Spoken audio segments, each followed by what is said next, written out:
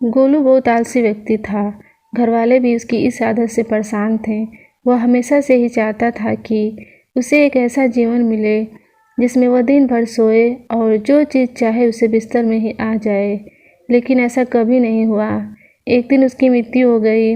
मृत्यु के बाद वह स्वर्ग में पहुंच गया, जो कि उसकी कल्पना से भी सुंदर था।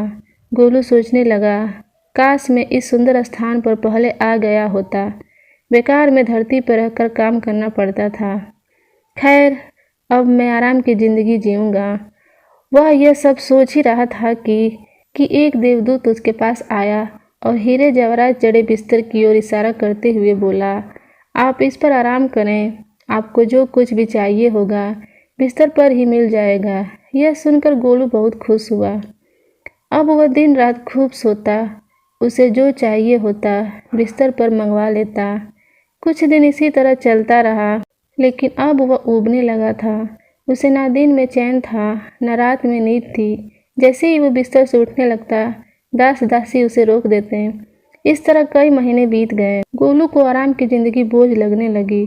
स्वर्ग उसे बेचैन करने लगा। वह कुछ काम करके अपना दिन बिताना चाहता था।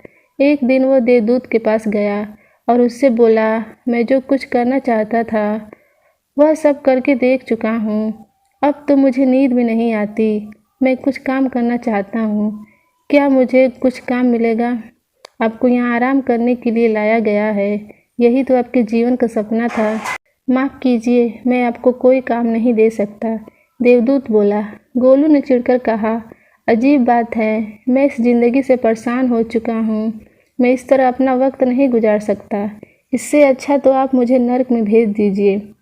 देवदूत ने धीमे स्वर में कहा, आपको क्या लगता है आप कहाँ हैं, स्वर्ग में या नरक में? मैं कुछ समझा नहीं, गोलू ने कहा।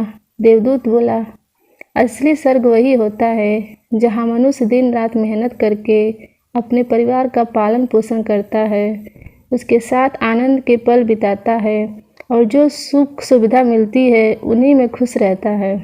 लेकिन आपने कभी ऐसा नहीं किया। आप तो हमेशा आराम करने की ही सोचते रहे। जब आप धरती पे थे तब आराम करना चाहते थे। अब आपको आराम मिल रहा है तो काम करना चाहते हैं। स्वर्ग के आनंद से उबने लगे हैं। गोलू बोला, शायद अब मुझे समझ आ गया है कि मनुष्य को काम के समय काम और आराम के समय आराम करना चाहिए।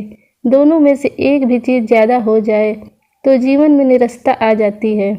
सच है, मेरे जैसे आलसी व्यक्ति के लिए तो एक दिन स्वर्ग भी नर्क बन जाता है।